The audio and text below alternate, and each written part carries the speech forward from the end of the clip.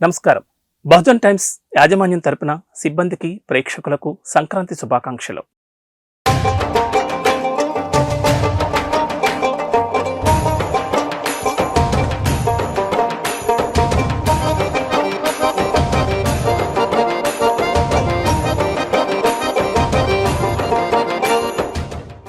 ముత్యాల ముగ్గులు, హరిదాసు కీర్తనలు, డూడు బసవన్నలు, తెలుగు లోకిళ్లలో సంక్రాంతి శోభ మొదలైంది. భోగి మంటలతో మొదలైన సంబరాలు ముక్కనుమతో ముగుస్తాయి. మొదటి రోజు భోగి, రెండవ రోజు సంక్రాంతి, మూడవ రోజు కనుమ, నాలుగవ రోజు ముక్కనుమ. ఇలా ఈ పండగని 4 రోజుల పాటు జరుపుకుంటారు.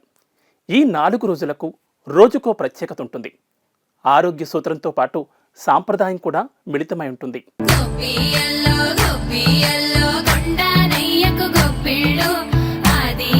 భోగి పండుగతో సంక్రాంతి సంబరాలు మొదలవుతాయి. సూర్యోదయం కంటే ముందే నిద్రలేచి గజగజ వణికే చలిలో భోగి మంటలను వేస్తారు. ఆ మంటల్లో పాత వస్తువుల్ని వేయడం అనాదిగా వస్తున్న ఆచారం. ఉన్న కీడంతా తొలగిపోయి మంచి రోజులు రావాలని, అందరికీ మంచి జరగాలన్న ఉద్దేశంతో భోగి మంటలను వేస్తారు.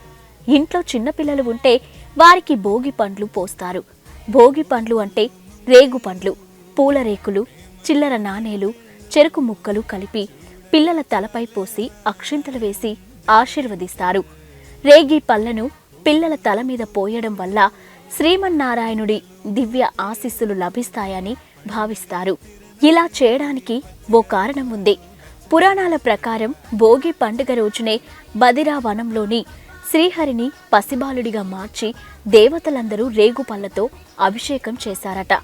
అప్పటి నుంచి చిన్నపిల్లలకు ఇలా పూలు, భోగి పళ్ళు పోస్తారు. దీనివల్ల వారు ఆరోగ్యంగా ఉంటారని చాలా మంది నమ్ముతారు.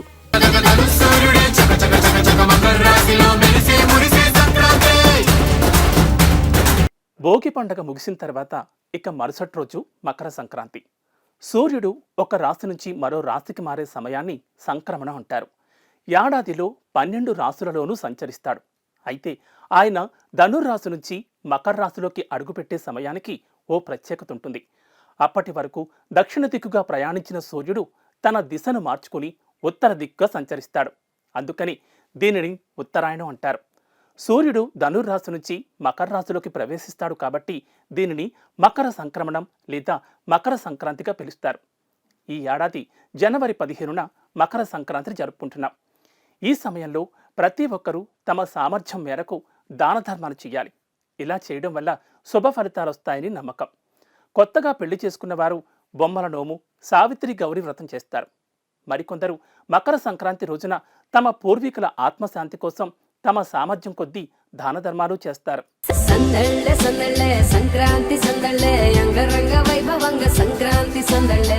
సంక్రాంతి రోజు పిండి వంటలు చేసుకుంటారు.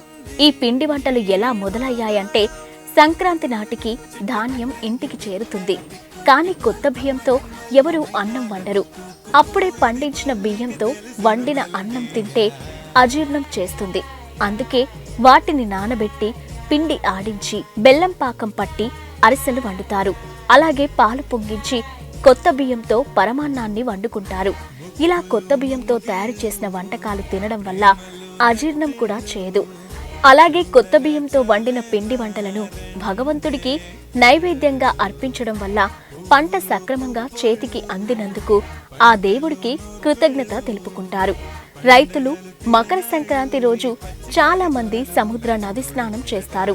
మకర సంక్రాంతి రోజునే భగీరథుడు తన తపస్సుతో ఆకాశం నుంచి గంగమ్మను భూమిపైకి తీసుకొస్తాడు.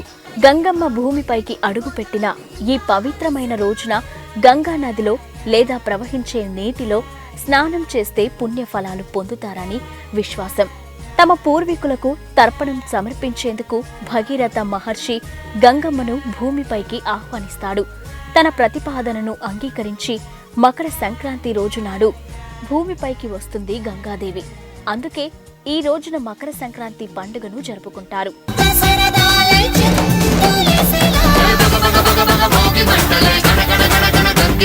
ఇక మూడవ రోజు కనుమగా జరుపుకుంటారు. దీన్నే పశువుల పండగగా పిలుస్తారు. ఆ రోజు గోవులకు పసుపు కుంకుమలు పెట్టి పూజిస్తారు. వాటికిష్టమైన ఆహారాన్ని పెడతారు. సంవత్సరంలో మిగిలిన రోజులన్నీ తమతో పాటు కష్టపడి పనిచేసిన ఆవులను, ఎద్దులను, బర్రెలను పూజించి ప్రేమగా చూసుకునే రోజు ఇదే. కనుమ నుంచి రథసప్తమి వరకు వాకిలిలో రకరకాల డిజైన్లతో రథం ముగ్గులు కూడా వేస్తారు. ఇక 4వ రోజును ముక్కనుమ అని పిలుస్తారు. పేరులోనే ఉంది, నాన్ వెజ్ ప్రియులు దుమ్ము లేపుతారు ఈరోజు. చికెన్, మటన్, చేపలు ఇలా ఏది నచ్చితే అది కుమ్మేస్తారు. కుటుంబం, బంధుమిత్రులతో కలిసి తిని ఆనందిస్తారు. పండగలోని మొదటి 3 రోజులు శాకాహారం తింటారు. దీని వెనుక కూడా ఒక శాస్త్రీయమైన సాంప్రదాయం ఉంది. ప్రకృతిలోని మార్పు వలన శరీరంలో కూడా మార్పులు జరుగుతాయి. అది మానవ శరీరానికి హాని చేయకుండా ఉండేందుకే ఎక్కువగా నువ్వులతో ముడిపడిన పిండి వంటకాలను ఏర్పాటు చేస్తారు. ఇలా 4 రోజుల సంబరమే సంక్రాంతి. ఇక ఆటలు, పాటలు అది వేరే లెవెల్లో ఉంటాయి. కోనసీమలో అయితే కోడిపందాలు, ఎద్దుల పోటీలు, రికార్డింగ్ డాన్స్లు అబ్బో రచ్చరచ్చే ఉంటాయి. ఎక్కడెక్కడో సెటిల్ అయిన వాళ్ళంతా ఓళ్లకు చేరుకుంటారు. 4 రోజులు ఫుల్గా ఎంజాయ్ చేస్తారు.